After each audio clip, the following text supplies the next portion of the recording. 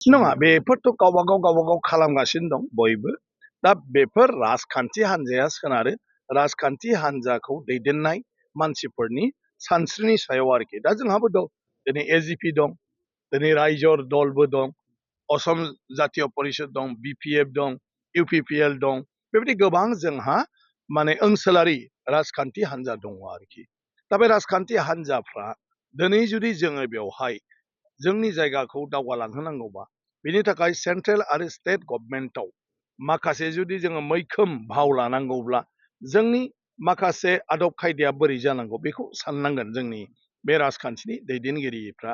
आरो गासै नर्थ इस्टआव सोरखौ जों लोगो बायदि लानो, सोरजों ज' जानानै मावोब्ला जोंनि लुबैनाय हास्थायनायखौ जोङो बिसोरजों ज' जानानै नारसिननानै जों मावनानै लानो हायो, बेफोर बाथ्राखौ जोंनि राजखान्थिगिरिफ्रा साननांगोन आरोखि। गतिके मेघालयआव कनरेड सांमाया दिनैहाय माने गोख्रों मोनसे मा होनो दैदेननायखौ खालामबाय थादों। बिथाङा रिजनेल पार्टि माने नेसनेल पार्टिबाबो आलादा नर्थ इस्टखौ लानानै बिथांनि पार्टिया दा सोलिगासिनो दं। बिथाङा जिहेतु चिफ मिनिस्टार मोनसे रायजोनि, बे मथे गाव अल इन अल माने जिखुनु सिद्धान्तखौ लानानै माखासे नर्थ इस्टनि रायजोफोरखौबो लानानै बिथाङा माने मोनसे प्लेनिं लानानै राजखान्थिखौ खालामगासिनो दं। दिनै बेहा मणिपुराव एमएलए दं, दिनै बेहा अरुणाचलाव एमएलए दं, बेबायदि बिथाङा मावबाय थादों।